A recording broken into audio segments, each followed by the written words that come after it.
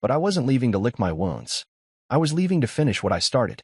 My footsteps echoed in the hallway as I pulled out my phone. Scrolled once. Found the number. Marcus Vale, founder and principal of Vale Strategic Holdings. A man with more power stitched into his three-piece suits than Ronan could dream of accumulating in a lifetime. And most importantly, the man who, thanks to a quiet merger I orchestrated months ago, now owned 51% of Ironcrest's controlling interest. A merger Alina and Ronan had been too busy scheming to notice. I pressed call. It rang once before Marcus answered, his voice crisp, efficient. Mr. Rhodes. Time to proceed, I said simply. No pleasantries. No hesitation. Understood, he replied. Then the line went dead. I tucked the phone away, exhaled slowly, and let the tension drain from my shoulders. It was almost over now. Months of watching, planning, waiting, letting them dig their own graves one signature, one secret meeting at a time. And now they thought they had me cornered. They had no idea they were the ones walking straight into a trap. When I returned to the conference room, it was like stepping onto the stage of a play already in collapse. Alina's smile was slipping. Ronan looked vaguely uncomfortable, shifting from foot to foot. The executives glanced between each other, sensing that something had gone terribly wrong but not yet understanding what. I retook my seat. I folded my hands again. I said nothing. I didn't need to, because the real announcement wasn't theirs to make. And very, very soon, everyone in this room would know it. The next morning, the boardroom was colder than usual, despite the sunlight spilling through the floor-to-ceiling windows. It was a crisp, cutting kind of cold, the kind that seeped into the bones of a place before anyone even opened their mouths. The executives filed in one by one, their expressions taut with unease.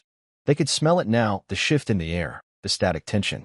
They didn't know which way it would break yet, but they could feel the storm brewing.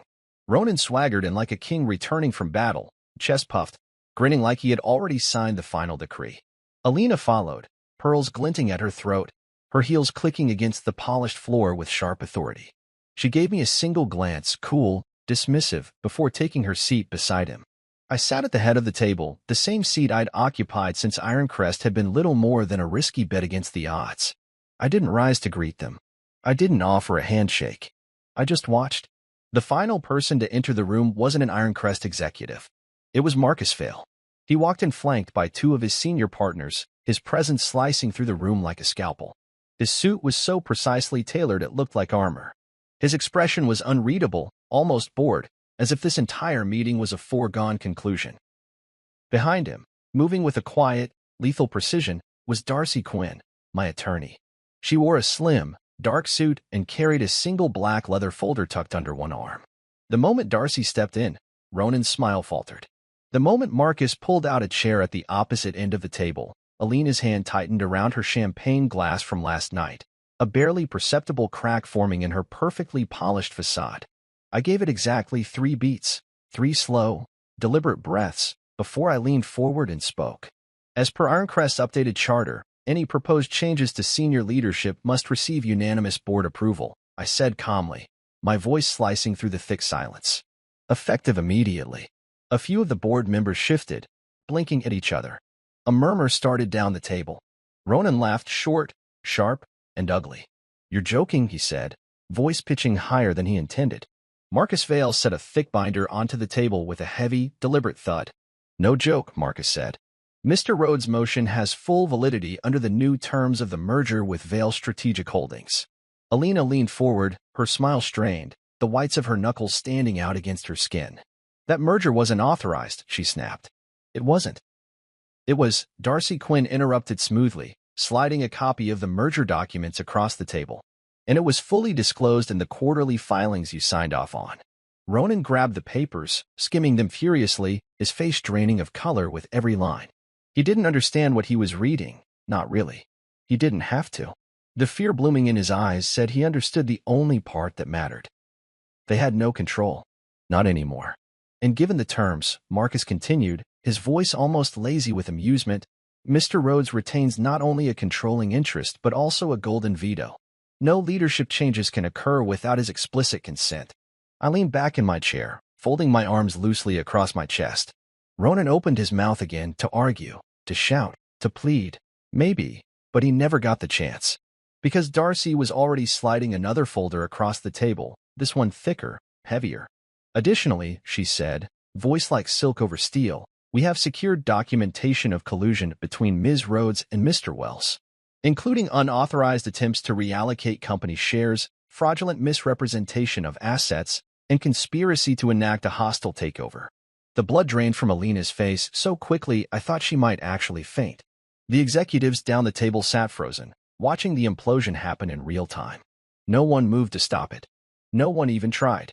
Because the one thing you learn quickly in business is that loyalty is conditional, especially when it's loyalty to sinking ships. Alina surged to her feet, her chair screeching against the hardwood. This isn't over, she hissed, her voice trembling with fury. I lifted an eyebrow. It is, I said simply.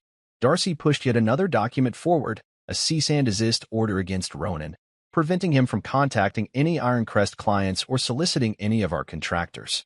His severance package, once robust, was now stripped to a bare settlement contingent on strict NDA terms. Violate them, and he'd lose even that. He looked at Alina as if she might somehow save him. She couldn't even save herself. I rose slowly, buttoning my jacket with a small, deliberate motion. Effective immediately, I said, addressing the board and no one else. Ronan Wells is terminated from Ironcrest Developments. Alina Rhodes will be removed from all financial and strategic oversight pending internal review. A heavy, thick silence followed. And then, slowly, one by one, the board members began nodding. Not out of loyalty, out of survival. Because no one wants to be tied to a ship on fire. Alina stood there, frozen, her mouth opening and closing without sound. Ronan looked gutted, hollowed out like a man who had just realized he built his house on sand and watched the tide roll in. I turned to Darcy and Marcus, giving a slight nod. Handle the paperwork, I said. We're done here. And then I walked out, leaving them behind. I didn't need to see the aftermath. I had built this reckoning with my own hands, brick by brick, step by step. And now, the empire they tried to steal was burning, not because I fought them at the gates, but because I cut the power to the castle before they even knew they were under siege. There's a certain satisfaction in letting people bury themselves. You don't push. You don't shout. You just step back and give them the rope, watch them tie the knots with their own greedy hands, and wait for the inevitable snap. 6 months before the so-called executive dinner, I started seeing it. The shifts in Alina's behavior were subtle at first, little things she thought I wouldn't notice. The way her smiles took a half-second longer to reach her eyes. How her late nights multiplied, stacking like quiet accusations against the promises we made each other. She stopped asking about my projects. She stopped pretending to care about the details that once excited her. Jules Moreno had been the first to pull me aside, her voice a murmur wrapped in concern. I know you trust her, she said, pressing a file into my hands one evening after a board meeting. But I trust what I see. Inside the folder were inconsistencies, minor at first glance. Expense reports double-billed under shell accounts. A series of advisory consultations that billed hours but produced no paper trail. Transactions too small to draw attention individually but suspicious when linked together. At first, I wanted to believe it was sloppy bookkeeping. Maybe even growing pains.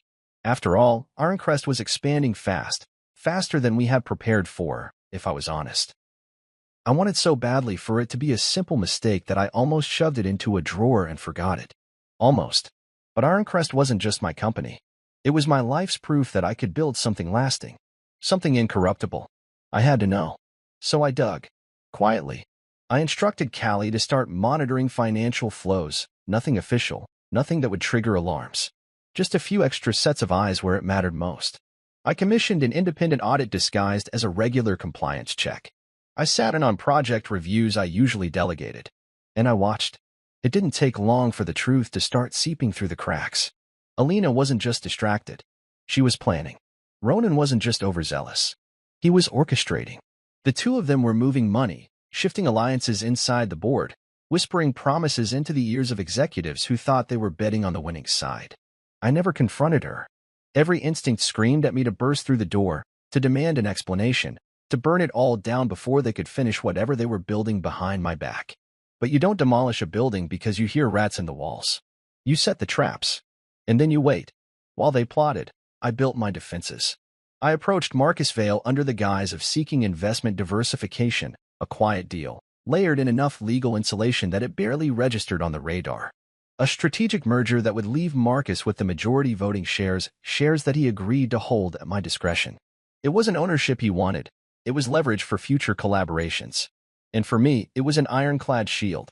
I amended Ironcrest's bylaws, burying the changes inside routine updates and strategic language so dense that even our most seasoned board members didn't blink.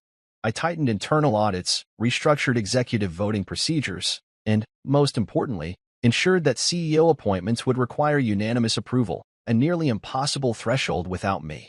I even rewrote my own employment contract, building in golden parachute clauses that would trigger catastrophic penalties if anyone tried to force my resignation without cause. By the time Ronan and Alina realized what they thought they owned, it would be like finding out the mansion you bought was built on quicksand. But I didn't stop there. I documented everything. Every suspicious transaction. Every backdoor meeting. Every whisper of collusion. I had Callie quietly archive internal emails. I had private investigators confirm off-site meetings between Alina and Ronan. I built a file so thick that even if they tried to spin it later, even if they cried foul or painted themselves as victims, the evidence would crush them under its weight. I was meticulous. Because I wasn't just defending Ironcrest. I was laying siege to the empire they thought they could steal. And I knew. The best trap is the one your enemy walks into willingly, convinced they're the ones in control. I remember the night I finished reviewing the final audit report, alone in my home office. The house was silent, the city lights outside my window blinking against the darkness like distant stars. I leaned back in my chair, staring at the ceiling. It should have hurt more. It should have broken something inside me, realizing that the woman I once would have moved mountains for was now plotting my professional execution. But it didn't. Maybe because some part of me had already said goodbye to her long ago, back when ambition started slipping into the spaces where love used to live. Back when every late night and every whispered conversation chipped away at the foundation we built together. I didn't mourn. I planned. Because if Alina and Ronan wanted a war, I wasn't going to meet them with rage and recklessness. I was going to meet them with blueprints and patience. The same way I built Ironcrest in the first place. Brick by careful brick. And when the time came, when they were standing in the rubble of their own betrayal, wondering how it all went wrong, I wouldn't have to say a single word. The ruins would speak for themselves. The fall wasn't sudden. It was slow, almost graceful, the kind of collapse that happens when a structure rots from the inside out and all it takes is one careful push for the whole thing to come crashing down. Alina arrived at the board meeting that morning like she still believed she could control the narrative. She wore a navy blue power suit, diamonds sparkling at her ears, her hair twisted into a knot so tight it could have been armor. She was poised, polished, the image of a woman used to winning even when she lost. But her heels clicked just a little too sharply against the marble floor. Her smile stretched just a little too wide. The cracks were already showing. The board had gathered at Marcus Vale's request for an emergency session. Word had spread quickly, though nobody said it aloud, not yet. Not until it was official. In business, vultures don't circle unless they smell blood. And right now, the air was thick with it. Ronan wasn't with her. He hadn't shown up at all. Probably because he knew better. I sat at the head of the table, back straight, fingers laced loosely together. Calm. Detached. Exactly how you needed to be when you were about to cut out a cancer. Marcus Vale sat to my right, a quiet storm in a $1,000 suit. Darcy Quinn was already laying out the paperwork in front of her, the final nails for the coffin we had spent months building. Alina took the seat across from me, her chin lifted high. She refused to meet my eyes. Good. She didn't deserve even that. Shall we begin? Marcus asked, his voice slicing through the tension like a scalpel. No objections. Darcy started. Effective immediately, she said, her tone cool and surgical. Alina Rhodes is removed from all financial oversight and strategic decision-making at Ironcrest Developments pending a full internal audit and ethics review. The words landed like hammer blows. Alina flinched, just slightly, but she caught herself quickly, sitting back in her chair with a brittle, icy smile. On what grounds? She demanded, her voice steady but her hands trembling just slightly where they rested on the polished wood. Darcy didn't blink. She slid a thick folder across the table. Insubordination. Breach of fiduciary duty. Conspiracy to commit corporate espionage, she said, each charge delivered with the precision of a blade. Alina opened the folder with stiff fingers. She skimmed the first few pages, her eyes darting faster, her breathing growing shallower the further she read. Every document was there. Every email. Every secret meeting logged and timestamped. Every transfer she thought was invisible. Ironcrest maintains a zero-tolerance policy toward breaches of trust, Marcus added smoothly, almost kindly, like he was explaining a math problem to a particularly dim student. You, of all people, should understand that, Alina. She closed the folder slowly, her expression hardening into something colder, more vicious. You think this will stop me? She hissed. I smiled, just a little. Not mockery. Not triumph. Pity. You stopped yourself, I said quietly. Months ago. She stood abruptly, the chair screeching back against the floor, drawing startled glances from the executives around us. Some flinched. Some smirked behind their hands. None moved to follow her. Because loyalty in business, like love for people like Alina, has an expiration date. And hers had just passed. She turned on her heel, stalking toward the door, her heels stabbing the ground with every furious step. For a moment, I thought she might say something else, some parting shot, some desperate plea. But in the end, even she knew it would only make things worse. The door slammed behind her with a hollow, echoing thud. Marcus turned to me, eyebrow arched slightly. Well, he said dryly. That was less dramatic than I expected. I gave a half shrug. She was never the kind to make a final stand. She just liked the idea of winning. Alina Rhodes ousted after internal audit reveals breach of trust. I sat in my office, the early morning sun spilling across the floor in long, golden streaks, and watched the news break like a slow-motion explosion. Each article, each breathless TV segment, carried another blow to the legacy Alina and Ronan thought they were securing for themselves. But none of it had come from me. I didn't leak the story. I didn't have to. Because Ronan, in his usual arrogant sloppiness, had been running another scheme alongside his little Ironcrest betrayal, cooking the books at one of his so-called startups to inflate valuations. It was that fraud investigation, totally unrelated to me, that kicked the doors wide open. When the feds raided his apartment, they found not only the fake startup ledgers but also a treasure trove of communications between him and Alina regarding their plans for Ironcrest. Greed makes people careless. I was counting on it.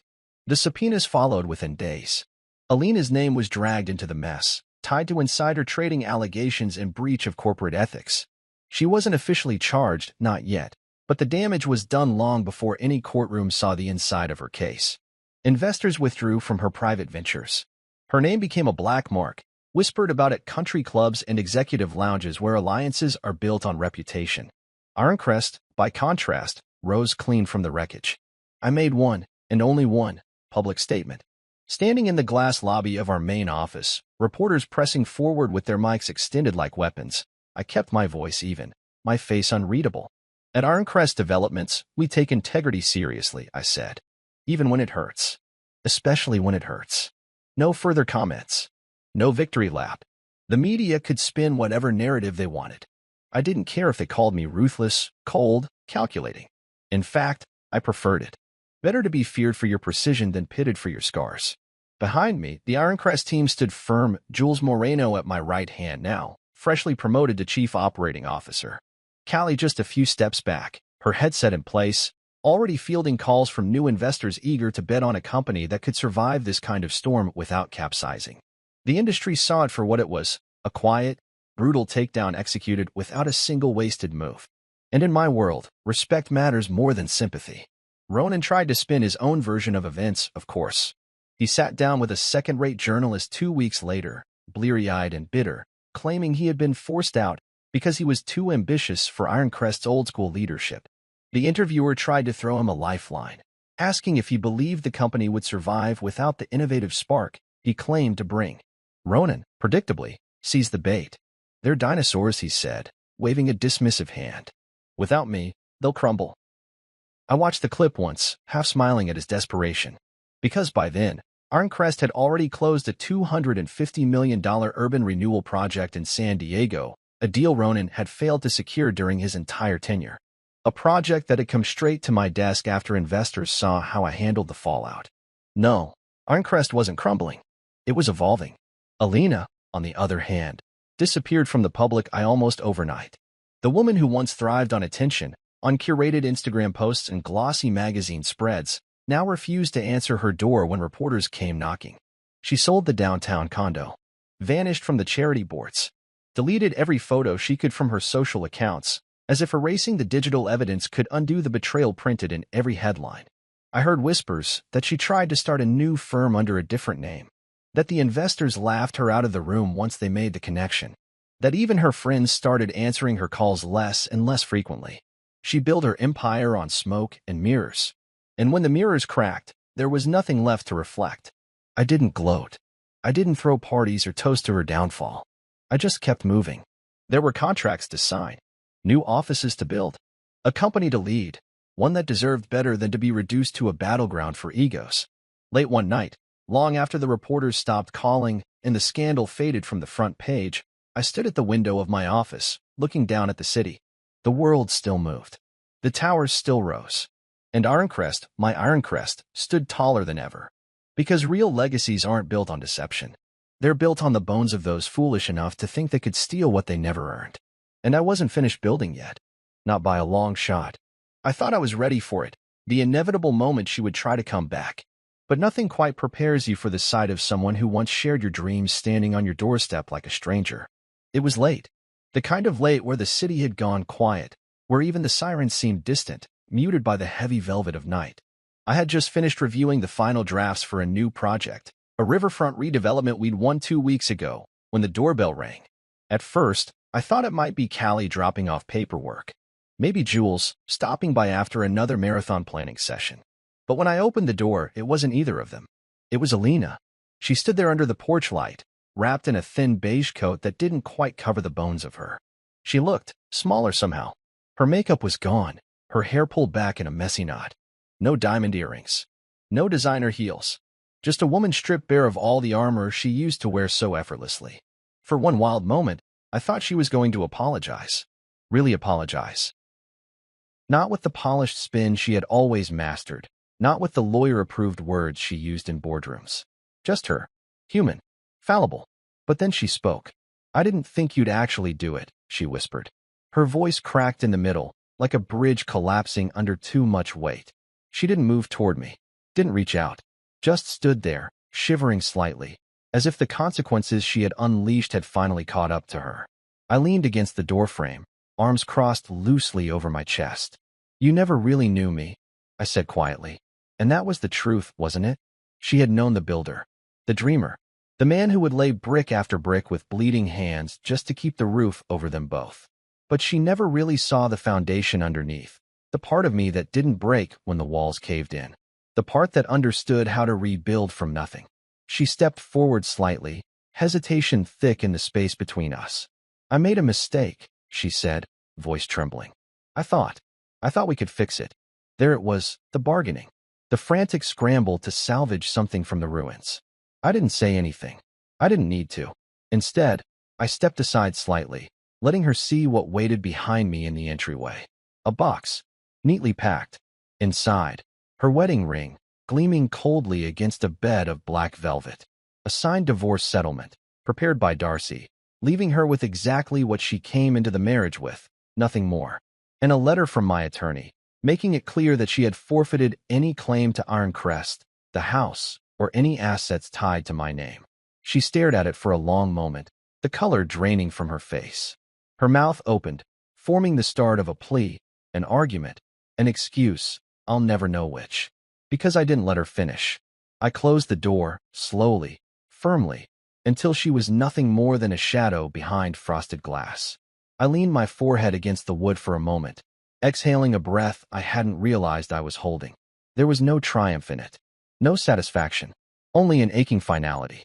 I watched her silhouette linger for a few minutes, saw her hand press against the door as if she could will it open. Then, slowly, it disappeared down the front steps, swallowed by the night. I didn't move until the sound of her footsteps faded completely. When I turned away, I didn't look back. There's a difference between closure and return. Closure is something you give yourself. Return is something you owe no one.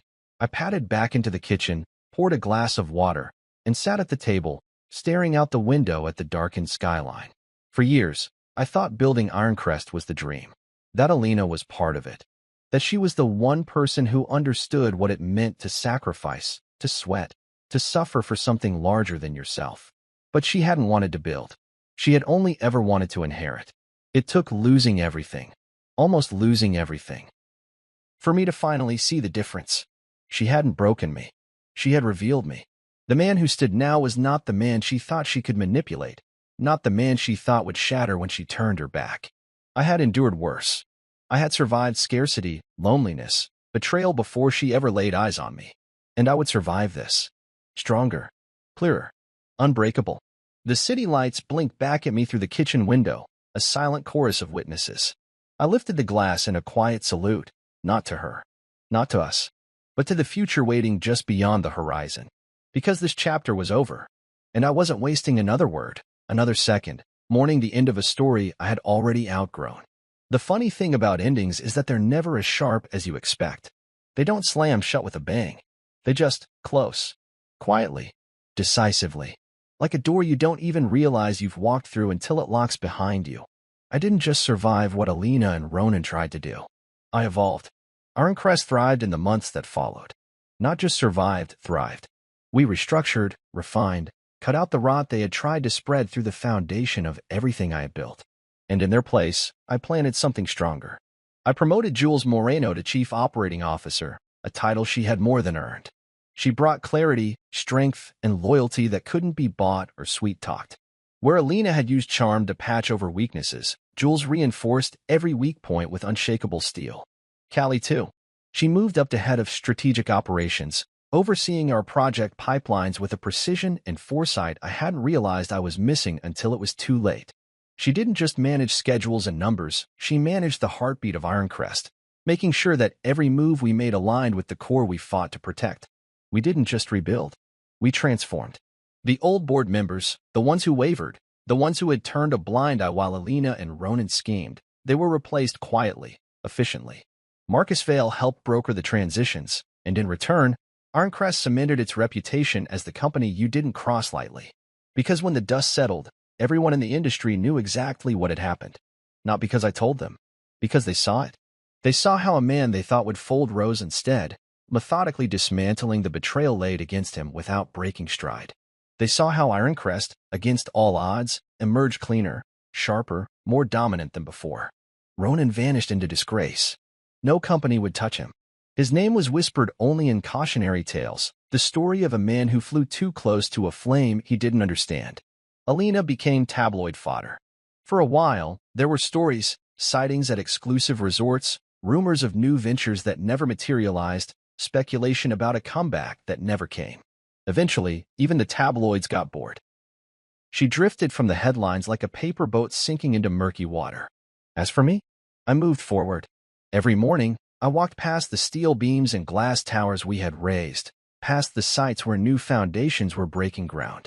Every crane, every scaffold, every hard hat moving through a sunrise spoke to something larger than betrayal, larger than loss.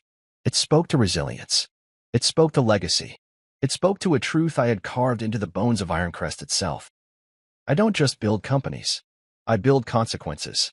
That was always the real story. It wasn't about revenge. It wasn't about punishing those who failed me. It was about making sure no one ever mistook my silence for surrender again. The world could applaud the showy victories, the headlines, the takedowns. Let them. But the real victories, the ones that mattered, were quieter, steadier. They were the contracts signed without fanfare, the loyalty earned without demands, the empire expanding because the foundation held when the storm came. Because that's what endurance looks like. It's not flashy. It's not easy. It's getting up every single day when the easy thing would be to stay down. It's pouring yourself into the work not because you need validation, but because it's what you are. Because creation, real creation, demands everything: sweat, blood, belief, and it demands it long after the applause has faded. Some nights, I stayed late at the office, sitting by the massive windows overlooking the city we helped shape. Sometimes I would let the silence fill the space around me, let the memories of what was lost and what was built coexist in the same breath. And I was okay with that. You can't rewrite the past. You can't unbreak what's been broken. But you can build something stronger in its place. And that's exactly what I was doing. I stopped answering calls from mutual friends who just wanted to talk. I ignored the half-hearted invitations to events where I knew I would be paraded as a cautionary tale or, worse, a curiosity. I didn't need to remind anyone who I was. They knew.